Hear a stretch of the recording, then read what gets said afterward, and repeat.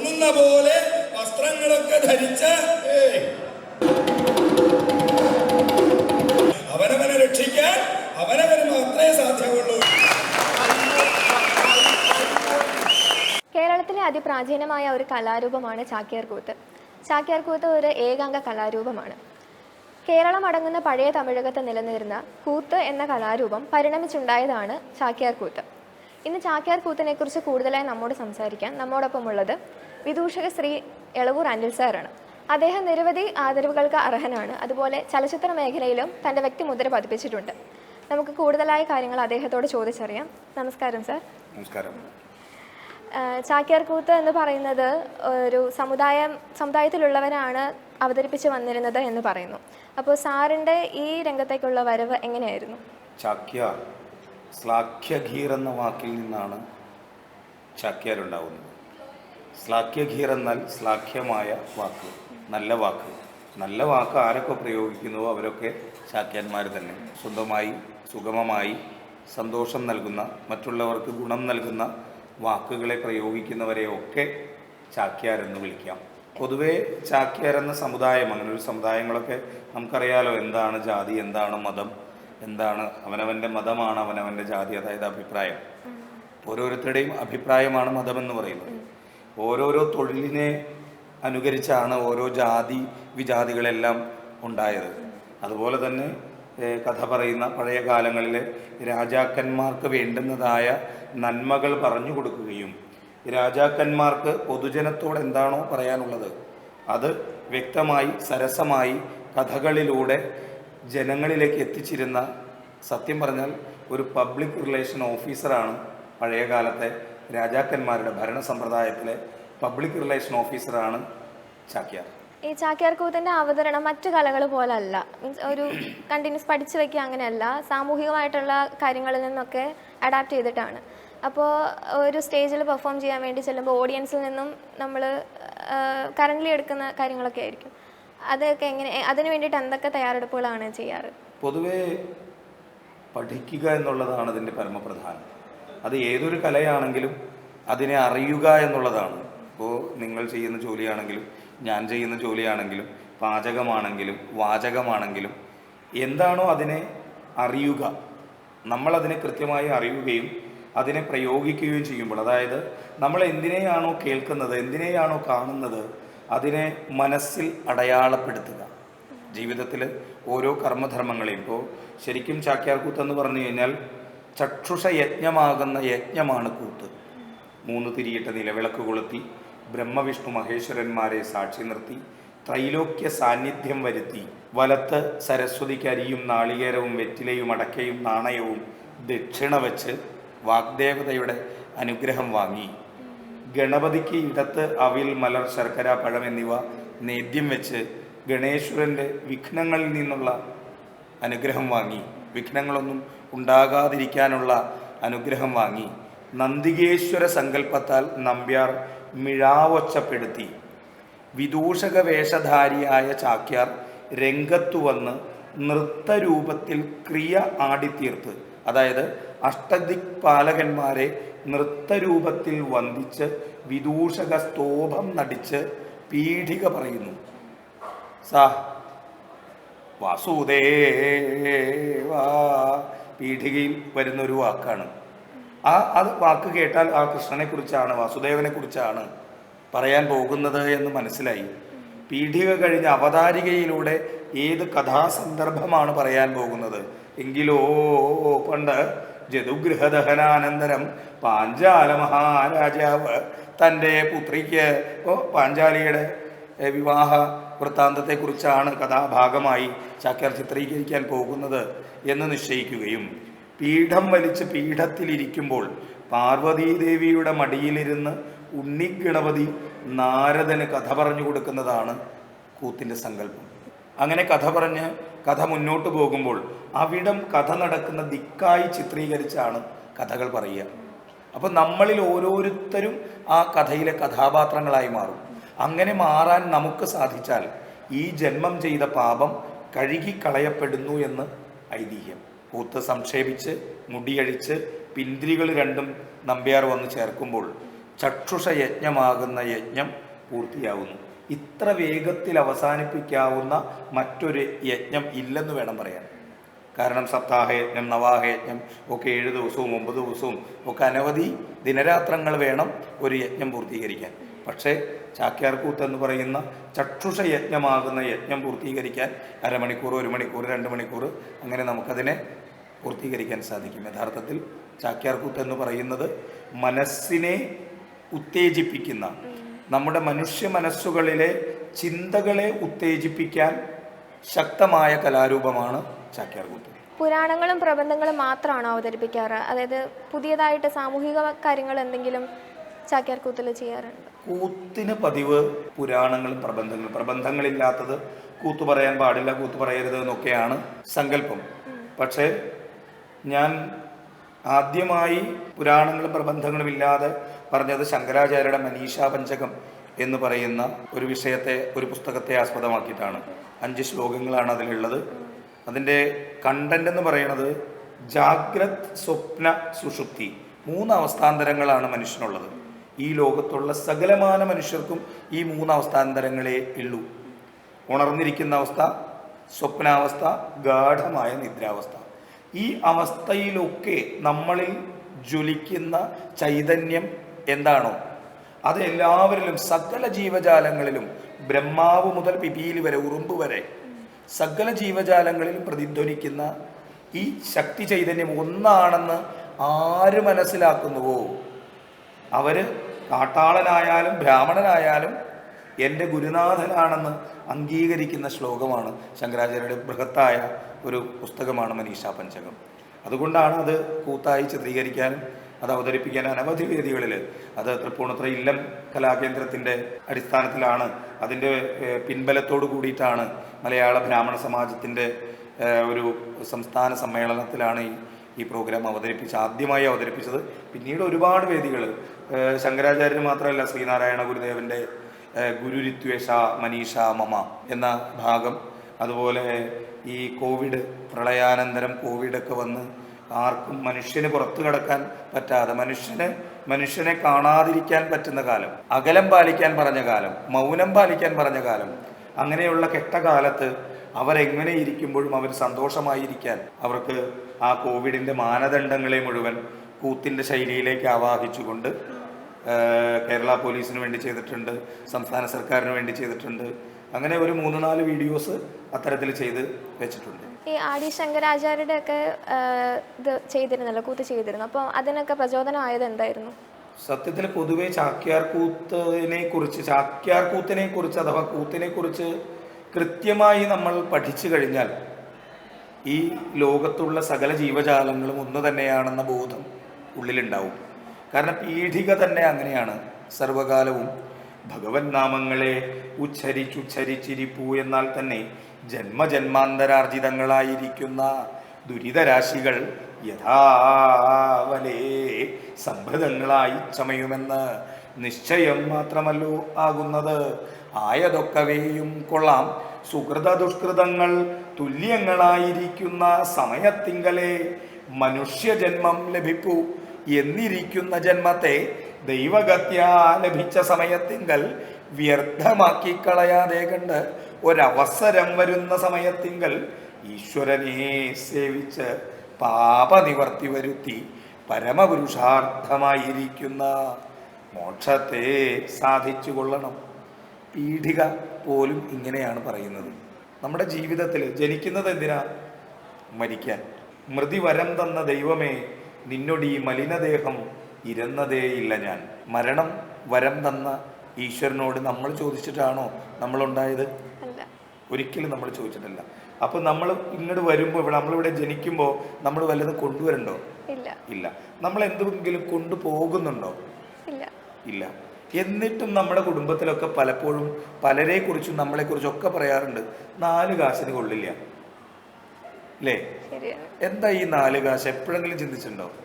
മറ്റുള്ളവർക്ക് ഉപകാരപ്പെടുന്ന 1 കാശ് കിണറ്റിലിടാൻ, 1 കാശ് പഴയ കടം വീട്ടാൻ, 1 കാശ് പുതിയ കടം വീട്ടാൻ, 1 കാശ് ഭാവിയിലെ ജീവിതം സുഗമമാവാൻ. അപ്പൊ എന്താ ഈ കിണറ്റിലിടുന്ന കാശ്? കിണറ്റിലിട്ടവനെ തിരിച്ചു കിട്ടുമോ? ഇല്ല. തിരിച്ചെടുക്കാൻ പറ്റില്ല. അപ്പോൾ കിണറ്റിലിട്ടാൽ അത് നമ്മുടെ അന്നന്നത്തെ പ്രാരാബ്ദത്തിനുള്ള പൈസ, നിത്യ ചെലവിന് അത് തിരിച്ചു കിട്ടില്ല. അത് അമ്മയ്ക്ക് കൊടുത്താലും അച്ഛന് കൊടുത്താലും മക്കൾക്ക് കൊടുത്താലും പേരക്കുട്ടികൾക്ക് കൊടുത്താലും നിത്യ ചെലവിനുള്ളത് തിരിച്ചു കിട്ടില്ല. അപ്പോൾ അത് കിണറ്റിലിട്ട് ഒരു പൈസ.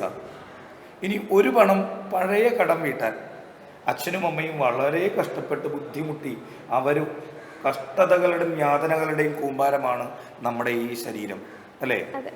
അപ്പോൾ അവർക്ക് നമ്മൾ കൊടുക്കേണ്ടതുണ്ട്. അത് പഴയ കടം നമ്മൾ വീട്ടണം. അപ്പോൾ അവരെ സംരക്ഷിക്കണം. നമ്മുടെ ചുമതലയാണത്. എവിടെയെങ്കിലും പോയിരുന്ന് കാശയച്ചു കൊടുക്കലല്ല.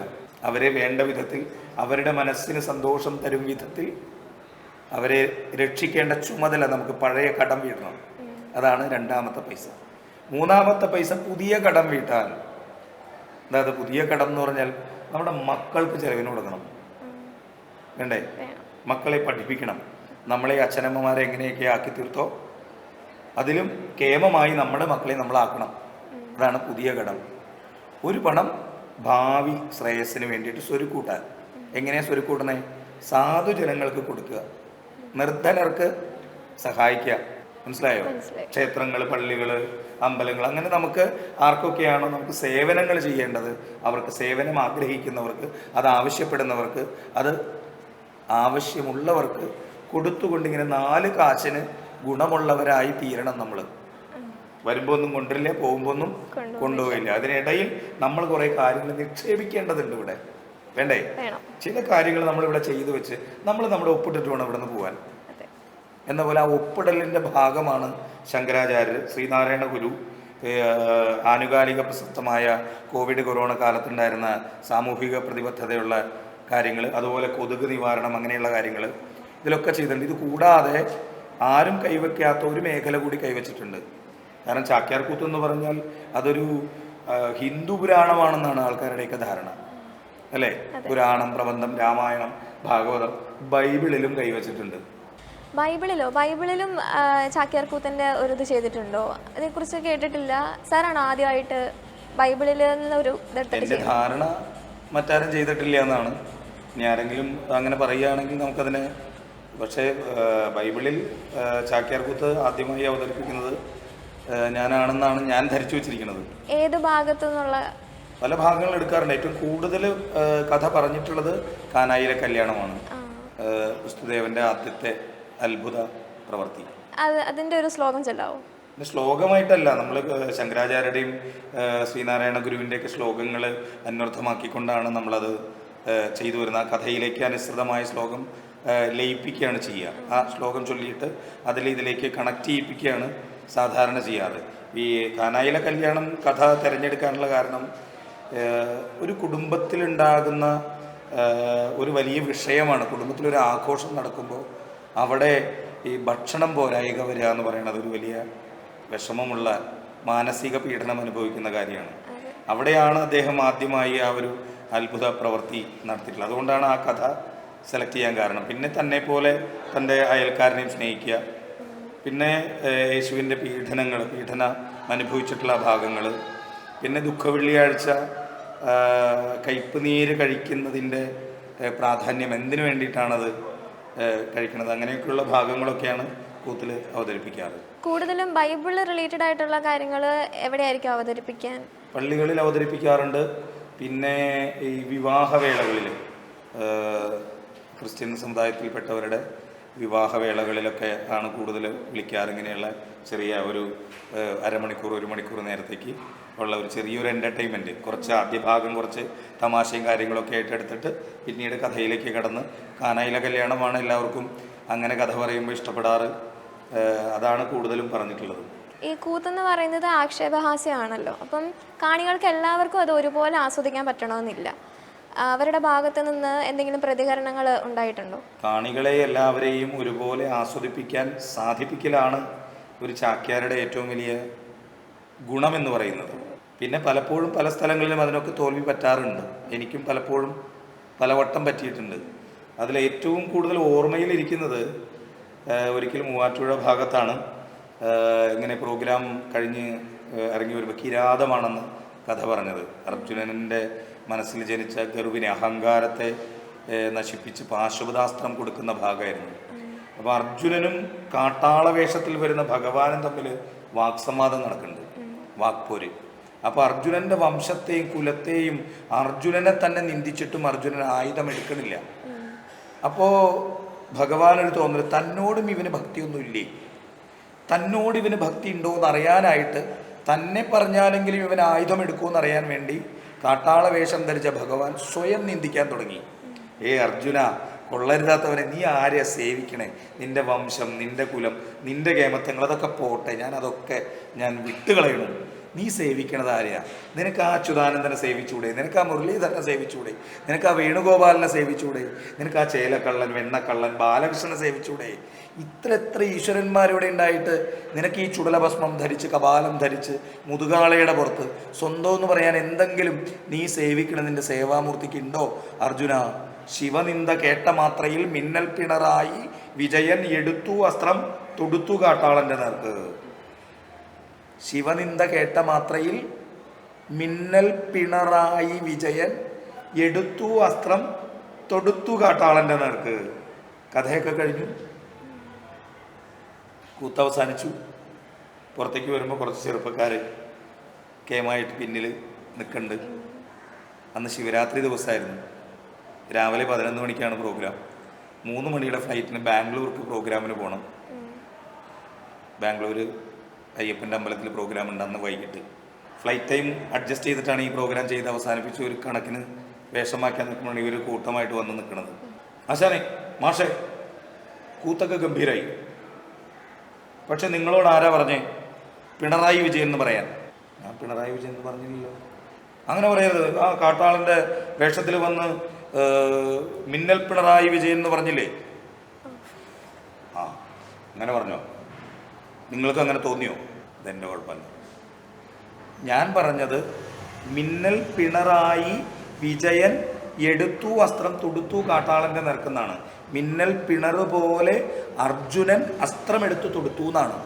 അർജുനൻ, ഫൽഗുണൻ, പാർത്ഥൻ, കിരീടി, ശേതാശുതൻ, വിജയൻ, ഇതൊക്കെ അർജുനൻ്റെ പര്യായങ്ങളാണ്. ആ പര്യായങ്ങളെക്കുറിച്ച് ഗ്രാഹ്യമില്ലാണ്ട് ഈ രാഷ്ട്രീയത്തിന് ഇറങ്ങുമ്പോൾ ഈ പൊളിറ്റിക്സ് മാത്രം അരച്ച് കലക്കി കുടിക്കാതെ, ആരെങ്കിലും പറയണത് മാത്രം പഠിക്കാതെ, കുറച്ച് വ്യാകരണവും കുറച്ച് പര്യായങ്ങളും കുറച്ച് മലയാളവും കുറച്ച് ഭാഷയും കുറച്ച് പുരാണങ്ങളും കുറച്ച് പ്രബന്ധങ്ങളും ഒക്കെ അറിഞ്ഞിരിക്കണം നല്ലതാണ്. ഞാൻ പൊക്കോട്ടെ. അയ്യോ, അങ്ങനെ ഒരു ചിന്ത ഇതിലുണ്ടല്ലേ, നമുക്കറിയില്ലായിരുന്നു കേട്ടോ, ക്ഷമിക്കണം കേട്ടോ എന്ന് പറഞ്ഞ് അവർ മടങ്ങുകയും ചെയ്തു. ഇങ്ങനെ ഒട്ടനവധി സംഭവങ്ങൾ. ചിലപ്പോഴൊക്കെ ഇങ്ങനെ ദിവാരിത്വം പറയുമ്പോൾ മുമ്പിലിരിക്കുന്നവരെ കുറിച്ച് ഇങ്ങനെ ഒരു വിശ്വാസമില്ലേ, അതുകൊണ്ട് പോകുന്നതല്ലേ. ഇരിക്കണ കണ്ടറിയാം. അല്ലെങ്കിൽ ഇപ്പോൾ ഭർത്താവിൻ്റെ അടുത്ത് ഇങ്ങനെ ചേർന്ന് വന്നിരിക്കേണ്ട ആവശ്യമുണ്ടോ നിനക്ക്? തലയിൽ മറ്റുണ്ടല്ലോ ഭഗവാന്റെ ഗംഗാഭഗവതി ശിരസിലുണ്ടല്ലോ. ഇങ്ങനെ ധ്വനിപ്പിച്ച് പറയുമ്പോൾ യഥാർത്ഥത്തിൽ ചിലപ്പോൾ അവരുടെ വീട്ടിൽ ഈ അംഗം നടക്കണ്ടാവും. പിന്നിൽ വന്ന് ചോദിക്കും, നിങ്ങളോട് ആരാ പറഞ്ഞേ എൻ്റെ കുടുംബചരിത്രം സ്റ്റേജിൽ പറയാൻ? ഇങ്ങനെ ഒട്ടനവധി സംഭവങ്ങൾ ഒട്ടനവധി ഉണ്ടാവാറുണ്ട്. ചിലപ്പോൾ നേർക്ക് നേരെ ചീത്ത വിളിക്കും. അറിവില്ലാത്തവരാണ്. കൂത്ത് പറയുമ്പോൾ ശരിക്കും പുറത്തുനിന്നുള്ളവർ ശബ്ദിക്കാൻ പോലും പാടില്ല എന്ന്. കാരണം ഒരു വൺമാൻ ഷോ ആണ്. നമ്മൾ സിമ്പിളായിട്ട് മനസ്സിലാക്കിയാൽ മതി. ഒറ്റയ്ക്കൊരാൾ നിന്ന് 100 കണക്കിന് ആൾക്കാർ ഇരിക്കുന്നിടത്ത് കഥ പറയുക. അപ്പോൾ പുറത്തു നിന്ന് ആൾക്കാർ ശബ്ദം ഉണ്ടാക്കുക മര്യാദയാണോ? ഈ ശബ്ദമുണ്ടാക്കുന്ന ആൾ ചെയ്യുന്ന തൊഴിലിന് നമ്മൾ അയാളെ വിളിച്ചുകൊണ്ട് പോവുക, എന്നിട്ട് നമ്മുടെ നാട്ടിൽ കൊണ്ടുപോവുക, എന്നിട്ട് അയാൾ തൊഴിൽ ചെയ്തുകൊണ്ടിരിക്കുമ്പോൾ അയാളെ ചീത്ത വിളിക്കുക. അത് ശരിയാണോ? മര്യാദയാണോ? സ്വയം ചിന്തിച്ച പോരെ. ഓരോരുത്തരും അവരവരുടെ ഉപജീവനത്തിന് വേണ്ടി, കുടുംബം കഴിയാൻ വേണ്ടി ചെയ്യുന്നതാണ്. ആ ചെയ്യുന്നതിൻ്റെ പൂർണ്ണതയിൽ എത്തിക്കാൻ എന്ത് സഹായം നമുക്ക് ചെയ്യാൻ പറ്റും? നമുക്ക് മുമ്പിലേക്ക് വന്നിരിക്കുക, കല ആസ്വദിക്കുക, ഒരു പാട്ട് പാടുകയാണെങ്കിൽ അത് കേൾക്കുക, ഇടയ്ക്ക് കയ്യടിക്കുക, നല്ലത് കേൾക്കുമ്പോൾ അതിനെ അപ്രിഷ്യേറ്റ് ചെയ്യുക. അതൊക്കെ അല്ലേ വേണ്ടത്? ഇതൊക്കെയാണ് കൂത്തിലൂടെ പഠിപ്പിക്കുന്നത്. നല്ല ചിന്തകളാണ് നമുക്കുണ്ടാവേണ്ടത് അല്ലേ? നമ്മുടെ മനസ്സിൽ ചിന്തകൾ ഉണ്ടാവണം. ഈ പുരാണങ്ങളിൽ പറയുന്ന വജ്രായുധം കേട്ടോ? എന്താ ഈ വജ്രായുധം എന്ന് പറഞ്ഞാൽ? വലിയ കൊടുവാൾ പോലെ ഇരിക്കുന്ന സാധനമാണോ? അല്ല. എന്താ അത്? വജ്രം എന്ന് പറഞ്ഞാൽ എന്താ? ലോകത്തെ ഏറ്റവും കടുപ്പമുള്ള, ഭൂമിയിലെ ഏറ്റവും കടുപ്പമുള്ള വസ്തുവാണ് വജ്രം. ആ വജ്രം മുറിക്കണമെങ്കിൽ വജ്രം തന്നെ വേണം അല്ലേ? പഠിച്ചിട്ടില്ലേ? വജ്രത്തെ മുറിക്കാൻ വജ്രം കൊണ്ട് മാത്രമേ പറ്റുള്ളൂ. ഇപ്പൊക്കെ ലേസറും രശ്മിയും ഒക്കെ വന്ന് മുറിക്കുന്നുണ്ട്. പക്ഷെ വജ്രം മുറിക്കാൻ വജ്രം തന്നെ വേണം. അപ്പോൾ എന്താണ് വജ്രായുധം? നമ്മുടെ മനസ്സിലെ ചിന്തകളാണ്. അപ്പോൾ നമ്മുടെ ചിന്തകളെ മുറിക്കാൻ നമ്മുടെ ചിന്തകളൊക്കെ പറ്റുള്ളൂ. അങ്ങനെയുള്ള കലയാണ് ചാക്യാർകൂത്ത്. സാറിന് ഈ ഇടയ്ക്ക് വിദൂഷകശ്രീ അവാർഡ് കിട്ടിയതിൻ്റെ ഇതൊക്കെ കേട്ടിരുന്നു. അതുപോലെ വേറെ എന്തൊക്കെ അവാർഡുകളാണ്? വിദൂഷകശ്രീ ഈ ഇടയ്ക്കല്ല, 2016 വസായി ഫൈൻ ആർട്ട് ഫെസ്റ്റ് എന്ന് പറയുന്ന വസായിലുള്ള മലയാളികളുടെ ഒരു വലിയ കൂട്ടായ്മ. അവരിപ്പോഴും ഗംഭീരമായ പ്രോഗ്രാമുകൾ ചെയ്യുന്നുണ്ട്. ബോംബെ ആസ്ഥാനമായിട്ട് വസായിലാണ് അതിൻ്റെ ഹെഡ് ഓഫീസും. അവർ മലയാളികളുടെ വലിയൊരു കൂട്ടായ്മയാണ് വസായി ഫൈൻ ആർട്ട് ഫെസ്റ്റ്. അവരാണ് വിദൂഷകശ്രീ പുരസ്കാരം തന്നത്. പിന്നെ സംസ്ഥാന സർക്കാരിൻ്റെ ക്ഷേത്രകലാ ശ്രീ പുരസ്കാരം കിട്ടിയിട്ടുണ്ട്. കേരള സർക്കാരിൻ്റെ ക്ഷേത്രകല അക്കാദമിയുടെ പുരസ്കാരം ലഭിച്ചിട്ടുണ്ട്. അതുകൂടാതെ ഇപ്പോൾ വാചസ്പതി പുരസ്കാരം, വാചസ്പതി നമ്മുടെ ചോറ്റാനിക്കര നാരായണമാരാർ ട്രസ്റ്റിൻ്റെ വാചസ്പതി പുരസ്കാരം, നാട്ടിൽ കാവിലമ്മ പുരസ്കാരം, പ്രഥമ കാവിലമ്മ പുരസ്കാരം എനിക്കായിരുന്നു. അങ്ങനെ ഒട്ടനവധി പുരസ്കാരങ്ങളുടെ ഒരു പെരുമ തന്നെ ഉണ്ടെന്ന് പറയാം. ഒട്ടനവധി പുരസ്കാരങ്ങൾ ലഭിച്ചിട്ടുണ്ട്. അതൊക്കെ പറയുന്ന തപസ്യ പുരസ്കാരം, അങ്ങനെ ഒട്ടനവധി പുരസ്കാരങ്ങൾ കിട്ടിയിട്ടുണ്ട്. ഒക്കെ ഈശ്വരാധീനം, ദൈവാധീനം. നമുക്ക് പ്രത്യേകിച്ച് കഴിവുകളൊന്നുമില്ല. എല്ലാം ഈശ്വരനായിട്ട് നമ്മളെ കൊണ്ട് ചെയ്യിപ്പിക്കണം. നിങ്ങളെയും എന്നിലേക്ക് എത്തിച്ചതും ഈശ്വരൻ തന്നെയാണ്. എന്തായാലും വലിയ സന്തോഷം. ഇത്ര നേരം സാറിൻ്റെ സമയം ഞങ്ങൾക്ക് വേണ്ടി വിനിയോഗിച്ചതിന് ഒരുപാട് നന്ദി. ഇനിയും വലിയ വലിയ ഉയരങ്ങൾ എത്താൻ പറ്റട്ടെ, പുരസ്കാരങ്ങൾ നേടാൻ കഴിയട്ടെ.